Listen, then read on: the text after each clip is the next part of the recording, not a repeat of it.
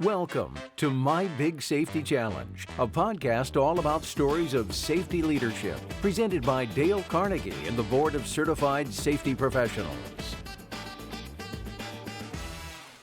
One of the great opportunities that we have on this podcast is we get to hear from people from a variety of different industries, some of them not real big, some of them pretty sizable. We have someone like that today. Absolutely. And we have Wendy with us today, who most recently was working with a tiny company called Walmart, where she was a global VP for environmental health and safety compliance. And, we talk about connections and networking. And I got to recently meet Wendy through another safety and health friend of mine. And now Wendy's a newfound friend of mine. So networks keep expanding. So I think the listeners are really going to have a great experience today as we learn more about Wendy and all of her experiences through EHS. So welcome, Wendy. Thank you. So we're glad you're here. So just we're going to get into your safety origin in just a bit, how you really got interested in that. But where'd you grow up at? Just tell us about life in the early years. Yes. So I am from Canada originally. Grew up kind of in between Toronto, Montreal, and Ottawa. So got to spend time at a cottage, got to watch a lot of hockey games on TV, and definitely sort of fell in love with the outdoors and spending time outside. When did you get this interest in, I was going to say the safety and well-being, but you probably always cared about the well-being, but saw that safety could be a way to spend your life and involve yourself in? Yeah, I think growing up, I always liked math and science. And so engineering kind of came on my plate early on as a good thing to continue to study. And then spending time outside and loving the outdoors, I picked environmental engineering when I first joined the University of Waterloo's program. And then after graduating with my engineering degree, I did a lot of remediation for the first few years. And so working in that field of environmental remediation, safety is very important, either how you're designing the remediation projects, maybe even what remediation options are available to you, and then while you're executing.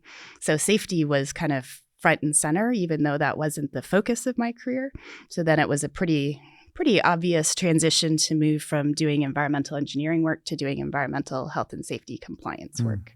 So tell us a little bit after you did your schooling, and then what did your early professional career look like, and how did that progress?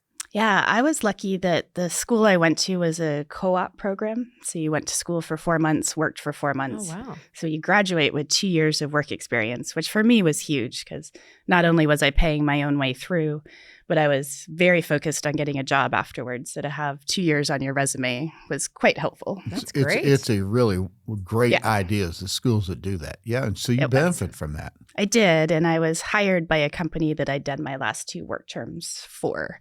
And I didn't realize at the time, but reflecting back, that made a huge difference because I was put right away on a pretty big project that a new graduate that they didn't know probably wouldn't have been placed on. And that I'm a big proponent of heat experiences through one's career. So that was kind of my first heat experience was right when I graduated. Help describe for our listeners when you're thinking heat experience. Yeah, to me, it's kind of a high stakes sink or swim outside of your comfort zone, kind of thrown in and you have to figure it out. And definitely, I already mentioned high stakes, but that like a pretty big project that if you can figure it out, it's going to be really good for your career. And if you can't figure it out, then you have to figure out what's next. So what could you tell us what this was all about that you got thrown into and on the firing line? And it was a remediation site that had been going on for a while, a Superfund landfill site up way in northern Vermont. And the company I was working for had lost the bid to do the work, but the work wasn't going well. So we were hired as an independent quality assurance team. So I was placed on site, again, new graduate, pretty green engineer, not a lot of experience under my belt, but the company I'd worked for before, so they trusted me and put me on site. Usually I was the only female on site, so that comes with a lot of problems. Mm-hmm. If you had to guess, approximately how many people were you interacting with at that site? There was probably 50, so decent sized workforce, and we were behind schedule, so there's quite a few different aspects of the project going on at the same time. And so in your mind, did you realize this was a big deal? I did. I don't think I realized that I was only in that position because I'd had the benefit of the work term positions at the time. But I knew it was a big deal, at least with my future with that particular company.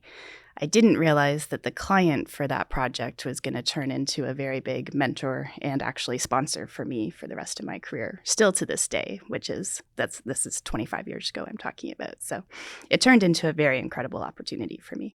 And, that's an interesting point as I listened to her talk about, at the time she didn't realize maybe how influential that relationship was. And to me, I made a mental note on how important every single interaction we have with every person, with every company, with every entity, positive or negative, because you really don't know what you're going to learn or what it's going to, how it's going to impact you in the future. You don't even know for sure who's watching you. That's right. And whose attention do you get to say, oh, this person could do more, or, oh, don't get that guy or gal kind of thing. So what was it like when you're getting into it? Or what were you finding as you're getting things rolling?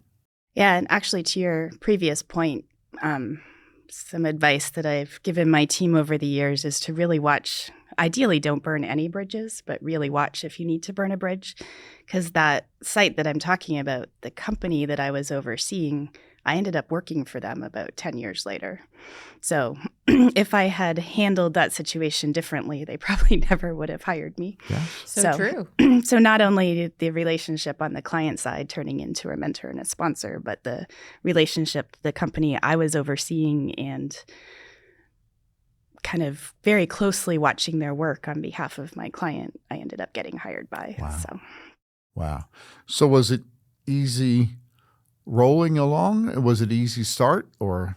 It was challenging. I had a good partner on site to get me set up. I had an excellent client that I was able to win over pretty early on and then had his support going through. And then it taught me to make sure that I was confident in my position, that I'd done my homework, I knew my facts, and that I could stick to, make sure that I brought up the right issues in the first place and then stick to my position because I had all the details and facts behind them. So you were fairly young out of school at that point, right? So what do you think, if there are younger listeners out there who struggle with that confidence, any thoughts on what contributed to you being assured of your level of confidence and your capabilities? Yeah, I think for me, there was 3 things. I was detail-oriented, so I made sure I had my story correct and I'd kind of done the analysis and that I could stick with the position and hold up to any criticism because they'd immediately try to discredit what I was saying. So I needed to make sure that I had the details correct in the first place. Mm-hmm. I had a good relationship with the client, so I knew that the positions that I would raise were ones that were important to the client and that he would have my back. And then I also was able to make some good relationships with other people on site. So I had a safe space to go ask questions to kind of talk through something first before bringing it up in a larger kind of scenario. So those relationships, the mentors, the communication style, all of that was very important to get started with. Yeah. You triggered a thought of mine that I often will talk to interns or younger safety professionals about. I forget which part you said, but one of the things I like to share with them is whatever you do, don't make stuff up, especially in the environmental health and safety world. It's okay to not know. Say, I'm not positive on that. Let me go double check and research and get back to you and then follow up. But the worst thing you can do is answer or make something up when you're not sure. It could end up impacting the environment or someone's life. Well, think what you did there, Wendy. You're detail-oriented and you were prepared. Yes. And so you had the answers. Now, let's just talk about that for everybody here a moment. what you have to do to be that way. I mean, maybe you're naturally that way, but to be prepared, what you have to do. Yeah, I think that's where the engineer in me comes out for sure. But Shelley, to your point, like the credibility, it's very quickly, you can lose your credibility if you're not sure and you don't admit that you're not sure. So I completely agree with that. But yeah, just following the process, asking the questions that I needed to ask, and then not backing down when I knew that I had the point that I needed to make. Stand on. So we hear a lot of people talk about a phrase you used, and that is you built relationships. And it's something easy to say, but some people say, well, what do you mean by that? Could you give us some examples of how would somebody develop relationships with people? What would that look like? Yeah, I think this was a unique situation because we were in the middle of nowhere on a landfill site. So it was a kind of a closed, consistent group. So kind of being very honest and transparent. Like I wasn't trying to pretend, going back to what we said before, I wasn't trying to pretend I had more experience than I did. And I wasn't shy to ask questions to people that I hoped I could trust to give me the right answers, and then ask others if I was concerned that I'd picked the wrong people. But just really being transparent and empathetic and open to learn, willing to ask questions. And just from your experience with that, and to help others here, what is that when people are that way, when you were transparent and open and willing to learn? What does that say to the other people, and what is the benefit that comes back to you? Yeah, I think they could tell that I was authentically being myself, and that hopefully I was building that trust, which is a good basis for a relationship going forward. Absolutely. So what did the next step in your path look like? Yeah, so that was definitely my first heat experience. I moved into environmental health and safety compliance after being in consulting for a few years. I originally worked at a specialty chemical manufacturing company and then moved on to a furniture manufacturing company. After that, I briefly went back to consulting, which is the reference of being hired by the company that I was overseeing in that first role. And that change was due to kind of changing personal circumstances and changing business circumstances for the furniture manufacturing company that I was working for. But from that consulting role, I then entered retail. So I got hired by CVS Pharmacy at the time, and I was their first environmental compliance person. And that was probably a pretty big step, I'm assuming, right? From maybe number of employees to level of responsibility. Maybe talk a little bit about that. Yeah, so my role before that had really been either a single manufacturing plant or a region of manufacturing plants. So we're talking about maybe a few hundred employees, maybe 5 or so sites, not limited, but pretty obvious regulatory requirements that had to be complied with. You had to go pretty deep in those regulatory requirements, but it was sort of obvious what applied to a sawmill or a furniture manufacturer. CVS was hundreds of thousands of employees with thousands of locations. How big an area did you have? Everything, which is the U.S. So what did you do first? I mean, that's a pretty big change.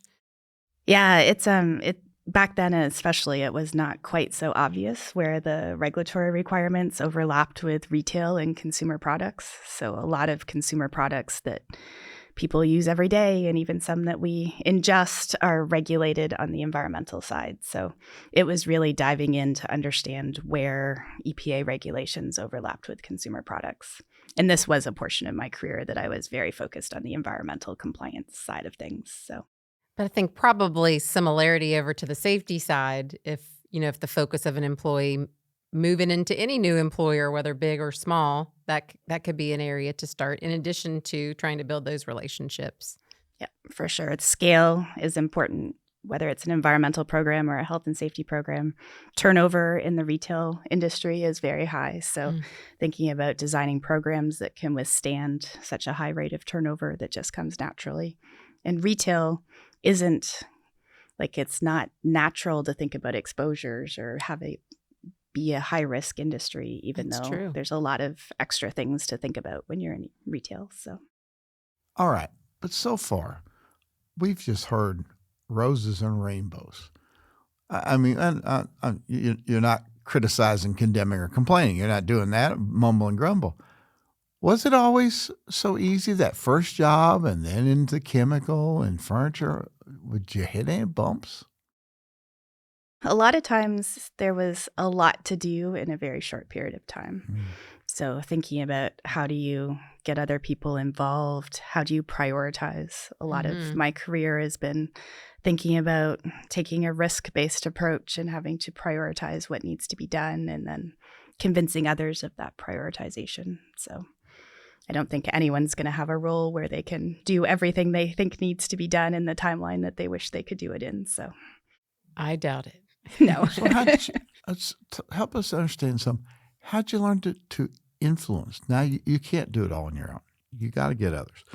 What's some things that you found helped you influence these folks? I think I mentioned the heat experiences before, and I think I've had several during my career, and I've always seen those as an opportunity to get involved, build those relationships, learn about the business, and have people get to know me and see me and understand how I work before the big ask of whether it's money or resources or capital or whatever it is that I'm asking for. So how critical is that?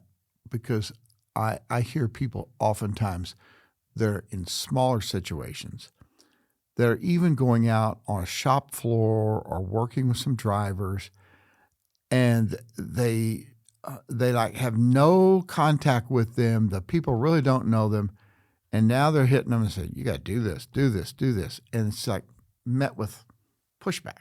yeah. It's like, who But are you you? face, who do you think you Yeah, are right. to tell me? And so you guided through some of that. These folks need to know how you do that. Yeah, and my goal was that the first time somebody heard of either my role or my name, that it wasn't associated with a big ask. I was not always successful with that because things would happen and I wasn't about to delay the ask or delay the project. But Sure. ideally, I'd had a chance to work with people before or interact with people in a situation that wasn't associated with a big request. So it sounds like you had to take some initiative to make connections and contacts with people. I did. I will also say that I was lucky. Does not sound like the right word right now, but the timing of various heat experiences that I did have sort of made that happen, whether I was taking the initiative or not, to be very transparent. So. Well, sometimes, as they say, it's better to be You lucky than good, right? Yes. Yeah. Yes, I've had a lot Some of ways luck. there was a fire lit maybe underneath and a sense of urgency. So I'm just curious, are you naturally that way that you very easily can go out, connect with people, have the initiative, meet, talk, like, is that become very natural for you? Not really. I am not the type, and the roles I've had over the last few years haven't put me in that situation either, but I'm not the type that can easily walk up to somebody without a good excuse in my mind. So I would call myself more introverted than extroverted. But if I have a good reason, if I need to get something done, if there's a global pandemic hitting a Fortune 1 company.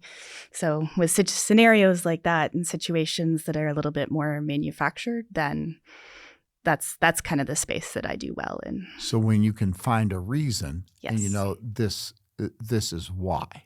Yes. Huge difference. Yeah, and I know that about myself. So advice I would give people is like, know where you're comfortable, know where you'll do your best. And if you're not the person that can walk up and have an hour-long conversation with anybody the first time you meet them, then putting yourself in those scenarios and looking for those types of projects that just help give you the reason and give you the push to build those relationships is helpful. And that's definitely my sweet spot. So.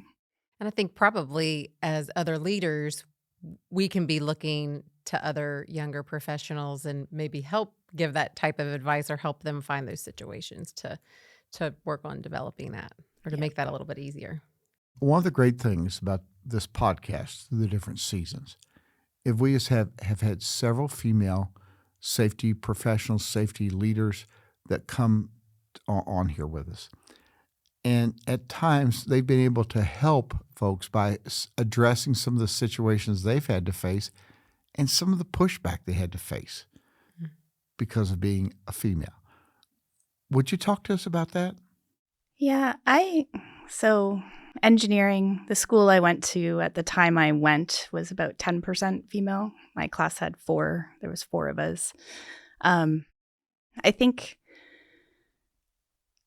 the school did a good job of helping us kind of get confident before we entered the workforce. There's been many, many times that I've been the only female on a project or the only female in the room. I've been lucky to have some good mentors along the way. It's tough. It's a tough space, and I think it's getting better all the time. So hopefully this advice isn't needed as much as it used to be back 25 years ago. But I do think that like finding a way to be heard, finding good partners and people to have your back. And if they're not listening to you, trying to get the message out through others. And now at this stage in my career, I find I'm very conscious of looking for whether there's other people in a room that aren't being heard and using the tricks of either repeating like, oh, I think I just heard Shelley say X, or calling on people that I know have something to say but are a little too quiet to say it. So kind of going through those pain points myself, but then and having others that helped me, and now really trying to make sure that I'm helping others. What did you feel like at CVS was just one or two things that you were just really pleased of? Maybe a new initiative you had or something you did that you were pleased? Yeah, I was there about 5.5 years, and going from the first environmental employee to leaving an amazing team who I actually got to see a couple months ago, those that are still there. First environmental employee, was that you? Yes, I was first. So you blazed a trail. I did. And by the time I left, they had an amazing team in place, and some of them are still there and doing very well. So I think that was extremely exciting to see. I got to take credit for some very smart hires that I made quite a while ago now. Good. And then, so people first, they have a great team, and seeing the beginnings of that team and seeing it grow. And then we did get some good programs in place while I was there. So people, and then successful programs that have withstood. As I mentioned, retail is about scale and turnover, and a lot of what we put in place back then is still working now. So that's good to see as well.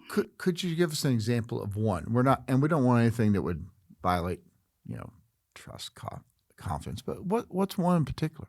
The intersection of consumer products, and especially kind of pharmaceutical consumer products and hazardous waste regulations, is back then was not well understood. And we've successfully changed some of the regulations at a federal level as well that make it a little bit more reasonable. So just seeing the challenge of trying to train employees to do something different at work than how they handle the very same products at home, and then working with the agencies to kind of, because the regulations were not developed with consumer products in mind. They're not thinking about baby shampoo or nicotine gum to try to quit smoking or things like that when they're developing these regulations in the first place. So seeing those programs put in place, helping our employees think about work differently than home, and then seeing some regulatory change to get things to a little more reasonable spot. How'd you do that? I mean, because you're talking about a lot of people. Yes.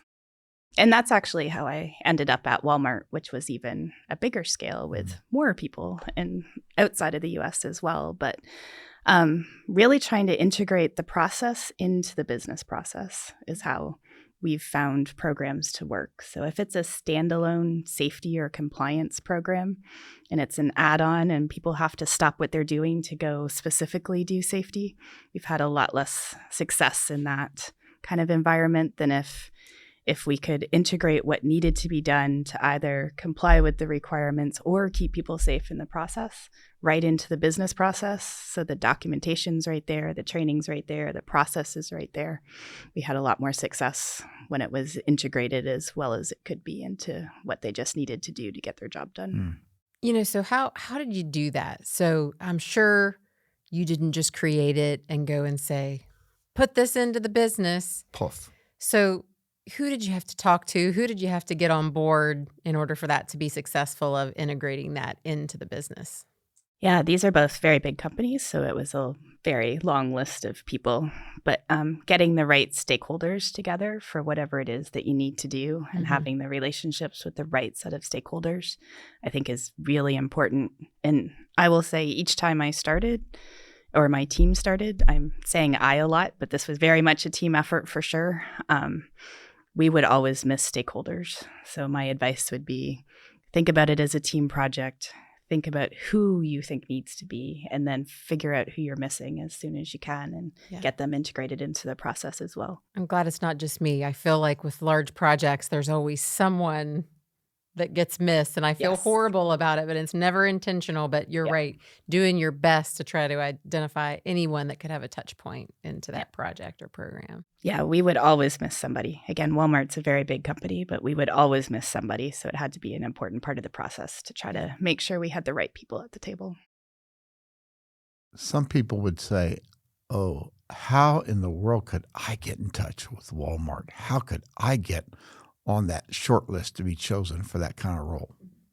How'd you get?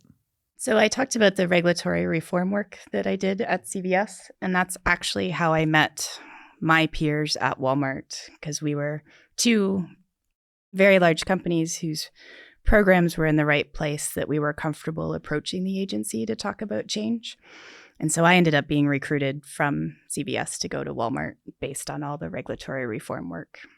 What was going through your mind? It was a surprise at the time, because I loved my team. I loved the role.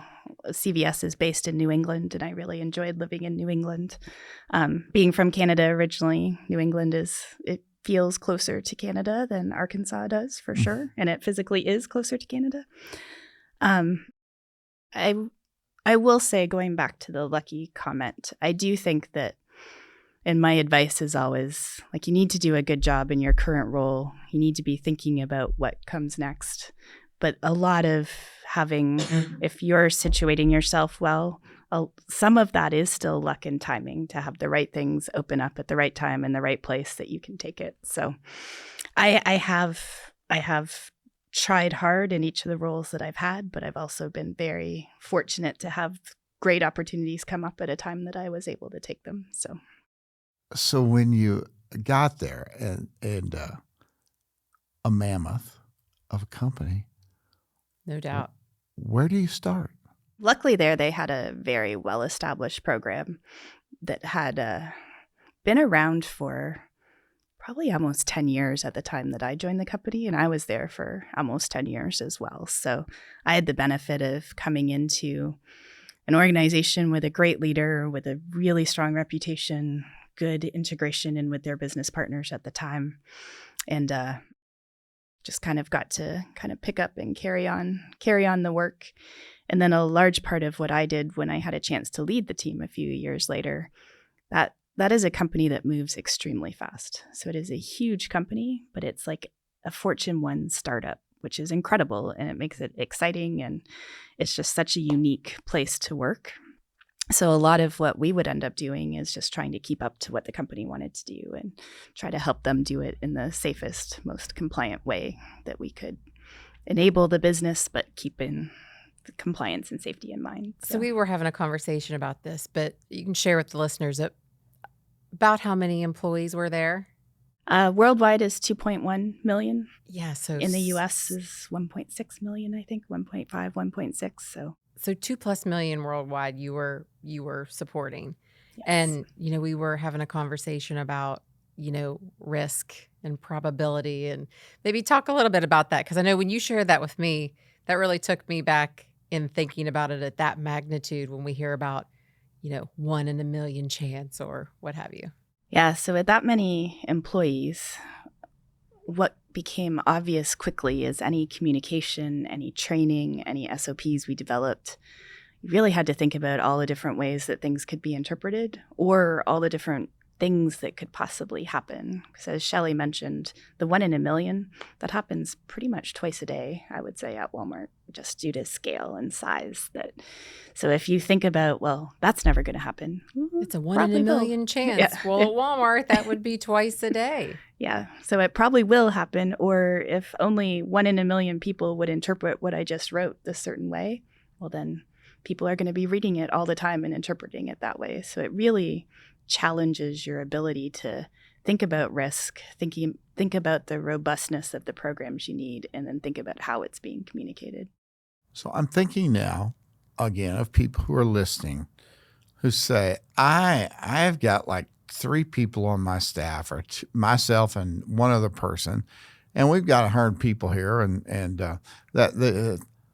but what did you learn about clarity of messages that could be applied at any scale? What could help us folks on that? Yeah, it's always a balance of trying to be as brief and straightforward as possible, but then provide more information to those who needed it. So a very clear, concise, direct, targeted message.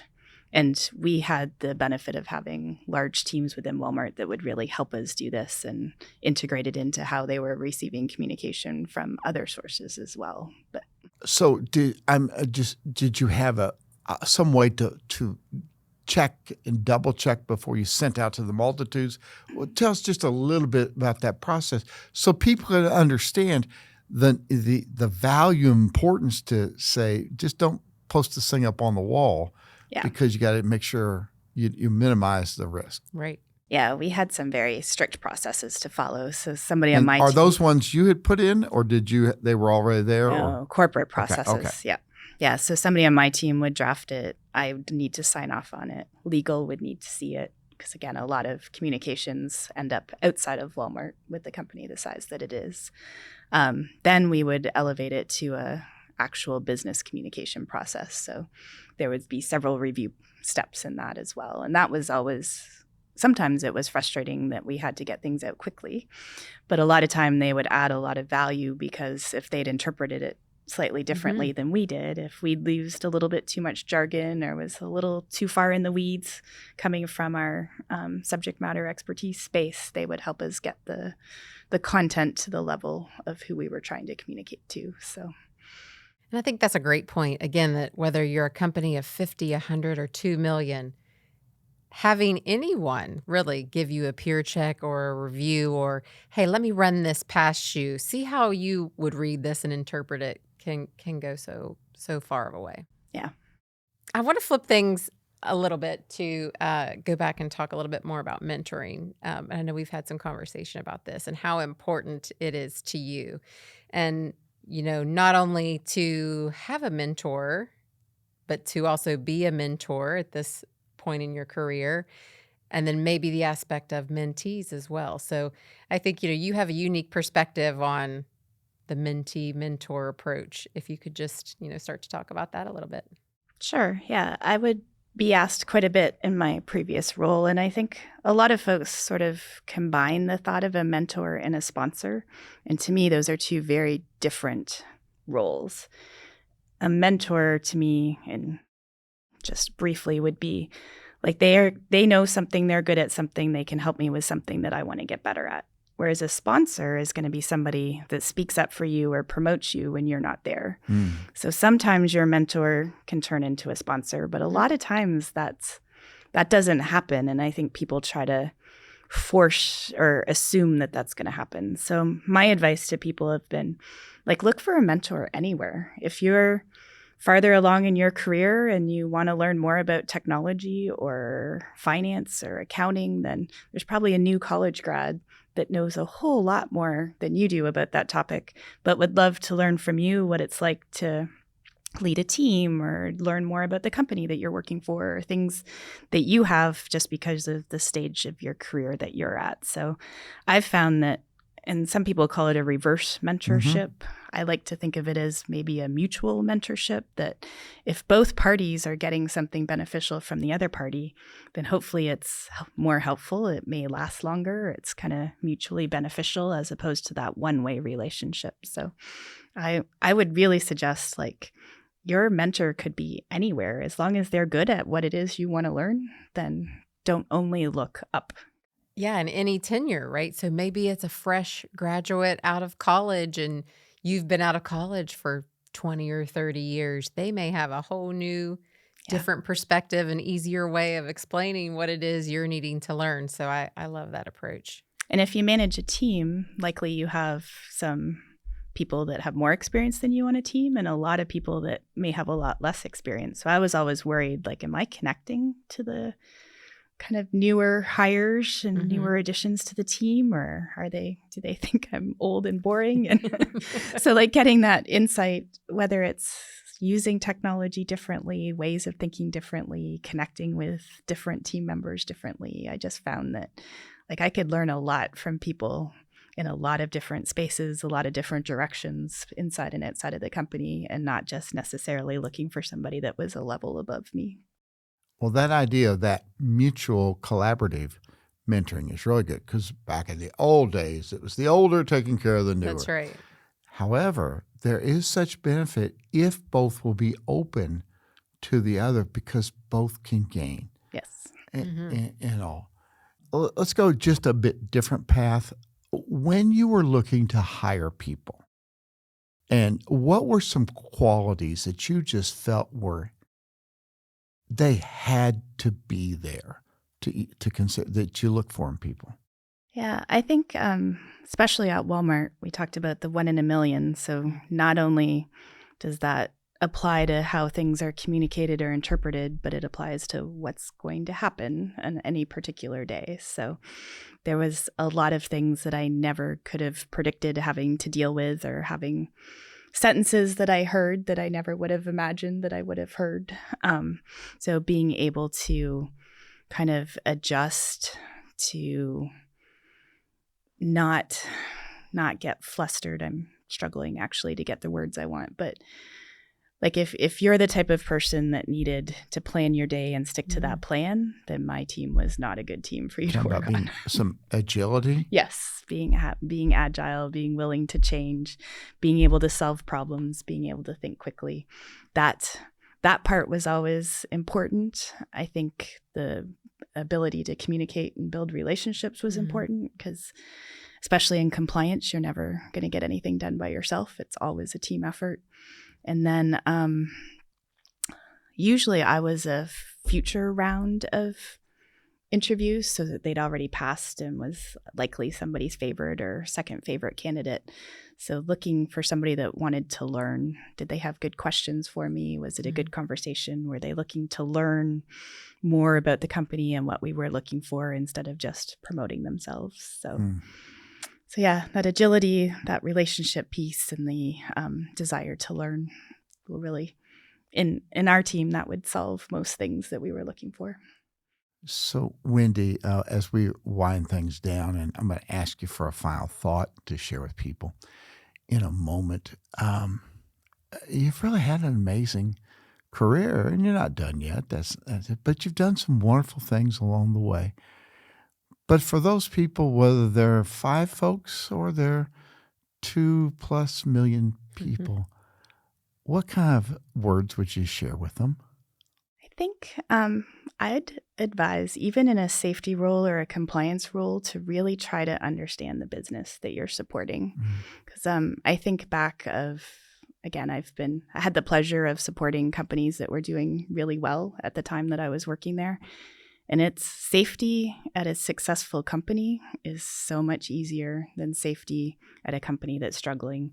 And there's the obvious that if you're not in business, you don't need a safety function, and then budget and headcount approval and capital expense approval, all of those things are pretty obvious. But when we think about our employees in a company, if they're worried about their job, if they're if bonuses are being cut, if they're not sure they're going to get their hours, then they're distracted. They're thinking about other things while they're at work. They may not have the confidence to stand up and actually stop work or pause work when it's really important to do that. So my advice would be to not underestimate how much easier it is to have a safety program at a successful company, and therefore part of your role should be helping your company be successful and not just being the safety function or safety police. So very much of a broader view yes. than just your slice of the pie for the whole. Yes. Well-being of the whole. Well, thank you for giving your experiences and using your experiences to guide and help other people. Thank you so much. Well, thank you. It was definitely my pleasure to be here. Good. Yeah, Wendy, it's been a great time chatting with you, and Yes. thanks so much for joining us. Thank you. It's been very fun. So, Maura, what a pleasure it was to chat with Wendy today.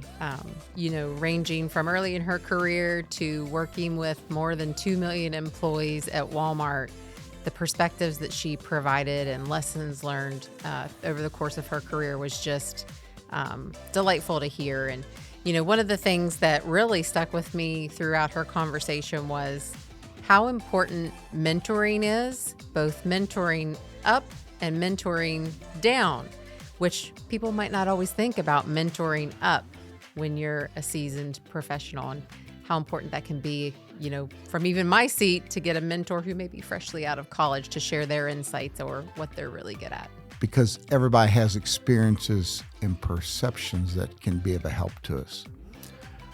One of the things that really stood out to me was the pressure to be clear and concise in your directives that you're giving, your ideas, because she had a lot on the line when you've got 2.1 million people who could misinterpret something. That's right. And that check and double check, and let's see from other people's point of view, the Carnegie principle. Try honestly to see things from other people's point of view, even when you're distributing information, to see if it can be understood, because of the time and the cost that can come if you don't do it right. So great life lessons that Wendy gave us about her career. No doubt about it. Thanks for listening to My Big Safety Challenge, a podcast produced in partnership by Dale Carnegie and BCSP, with your hosts Dale Carnegie Master Trainer Merle Heckman and Shelley Baber, EHS Director of Electrical Engineering Services and Systems Division at Eaton. Executive produced by Nathan Wilson. Produced by Joel Burgai. Directed by Giachi Liu. Edited by Jared Griot and Kyla Anderson. Editorial support from Brandon Mohaupt. Social media support from Braylon Morgan and Crystal Keithley. Consulting producers are Colin Brown and Mark Sullivan. To have new episodes delivered directly to you, please subscribe on Apple Podcasts, Spotify, or wherever fine podcasts are downloaded. If you'd like to share your story of a safety leadership challenge you faced, email us at info@mybigsafetychallenge.com. See you next time.